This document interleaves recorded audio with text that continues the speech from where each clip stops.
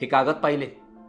शेवटच्या क्षणापर्यंत काम करत राहणारा, फायली तपासणारा, लाल फितीच्या गुंत्यातून वाट काढणारा एक नेता गेला. त्याला आज महाराष्ट्राने निरोप दिला. अजित पवार उर्फ अजितदादा. त्यांचे विरोधकही आज डोळ्यातून पाणी काढतायत, म्हणतायत जहरी टीका केली त्यांच्यावर, पण त्यांनी कधीही त्रास दिला नाही, टीका सहन केली. असं काय होतं दादांचं राजकारण की ते वारंवार वादात सापडले, पण त्यांचा द्वेष कोणी केला नाही. त्यांनीही कधी जाती धर्माचं राजकारण केलं नाही. विकास आणि काम याभोवती मतं मागणारे अजितदादा हे मातीशी कनेक्ट असणारे नेते. त्यांचं जाणं मातीतल्या राजकारणी गेल्याचं आणि त्या पिढीचा शेवटचा शिलेदार गेल्याचं वास्तव काय हेच सांगणारा हा व्हिडिओ. आपल्या 25 ते 30 वर्षांच्या राजकीय कारकिर्दीत अजित पवार अनेक वर्ष सत्तेत राहिले. उपमुख्यमंत्री होण्याचा विक्रम त्यांनी केला, पण मुख्यमंत्री होण्याइतपत संख्याबळ ते जमवू शकले नाहीत हे वास्तव आहे. 2004ला मुख्यमंत्री पदानं त्यांना थोडक्यात हुलकावणी दिली. शरद पवारांच्या सावलीत ते मोठे झाले. पवार हा ब्रँड आडनाव म्हणून मिळाला. काकांचं बोट धरूनच दादांनी राजकारणात प्रवेश केला. पण काकांचं बोट हे फक्त आधारासाठी आहे, चालण्यासाठी नाही. हे अजित पवारांनी आपल्या कर्तृत्वानं सिद्ध करून दाखवलं. आपल्या राजकीय करिअरचा ग्राफ अजित पवारांनी स्वतःच उंचावत नेला. मराठा आणि त्यातल्या त्यात पश्चिम महाराष्ट्रातल्या नेतृत्वाचा राजकारणात दबदबा असतानाच अजित पवार राजकारणात आले. या दोन्ही गोष्टी अजित पवारांना आपलं राजकारण वाढवण्यासाठी पूरक होत्या. पण अजित पवार कधीही जातीपातीचं राजकारण करत बसले नाही. जातीपेक्षा त्यांची नाळ मातीशी जास्त घट्ट होती. माझ्या बारामतीचा, माझ्या गावांचा विकास झाला पाहिजे असं ते नेहमी म्हणायचे. बारामतीचा विकास माझ्याशिवाय कोणीच करू शकत नाही असं दादा ठामपणे सांगायचे. यात मीपणा नाही तर आपलेपणा होता. ग्रामविकास मंत्री असताना अजित पवारांनी खेड्यापाड्यांतील रस्ते, विहिरी आणि इतर विकास कामांवर जास्त भर दिला. शेती आणि शेतकऱ्याशी असलेलं त्यांचं नातं खूप घट्ट होतं. वडिलांच्या निधनानंतर जेव्हा घराची जबाबदारी त्यांच्यावर आली, तेव्हा शेतात राबूनच अजित पवारांनी कुटुंबाला हातभार लावला. कुक्कुटपालन हा शेतीसाठी जोडधंदा कसा होऊ शकतो हे त्यांनी स्वतः आपल्या कृतीतून दाखवून दिलं.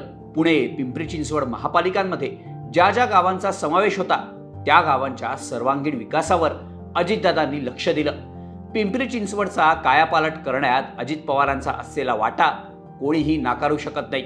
पिंपरी चिंचवडला उद्योगनगरी करण्यासाठी तिथे पायाभूत सुविधांचा पाया घालण्यावर अजित पवारांनी भर दिला. दादांनी राज्यात वेगवेगळी मंत्रिपदं भूषवली. 6 वेळा उपमुख्यमंत्री झाले. तरी त्यांनी गावाशी, आपल्या बारामतीशी असलेला कनेक्ट कधीच तुटू दिला नाही.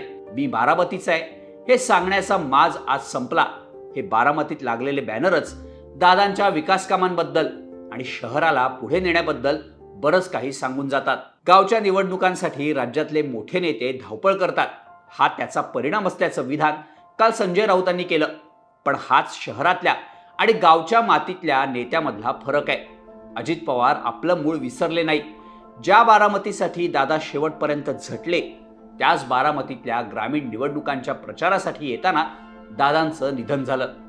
ही गोष्ट दुर्दैवी असली तरी राजकारणापलीकडे गावासाठी असलेलं दादांचं प्रेमच यातून दिसलं.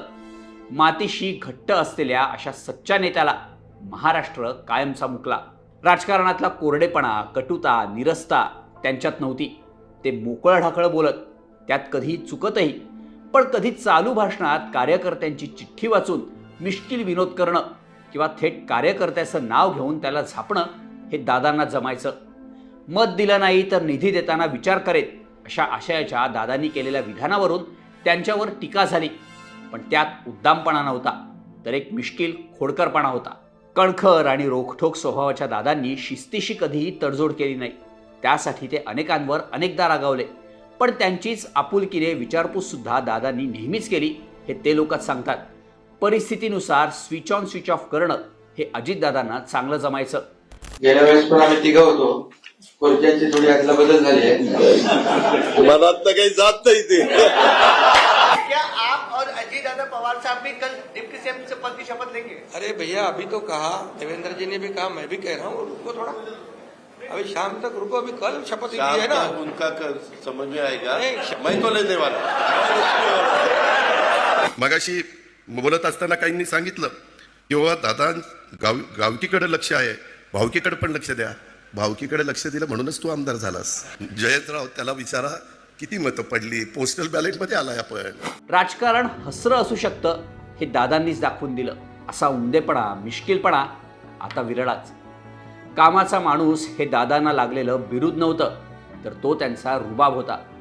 कडाक्याच्या थंडीत सुद्धा पहाटे पहाडी दौरे करणं, कारभारात कमतरता असेल तर तिथल्या तिथे अधिकाऱ्यांची खरडपट्टी काढणं, या सगळ्या गोष्टी दादांनी केल्या. त्यांना भेटायला येणारी माणसं कायम कुठलं तरी काम त्यांच्याकडे घेऊन यायची. त्यात अगदी घरगुती खाजगी कामंसुद्धा असायची. राज्यातल्या मोठ्या नेत्याकडे लोकांनी खाजगी कामं घेऊन येणं, ह्यातच लोकांच्या मनात दादांबद्दल असलेला विश्वास दिसून येतो. अजितदादांची दुर्दैवी अखेरसुद्धा कामाच्या झपाट्यात दौऱ्यावर असताना व्हावी, हा दैवयोग दुःखद आहे. पण काम, विकास आणि आर्थिक शिस्त ह्याभोवतीचं राजकारण कसं असतं हे कायम महाराष्ट्राच्या लक्षात राहील. मी काम करून दाखवलं. मी कामाचा माणूस आहे. मी कामाचाच माणूस आहे.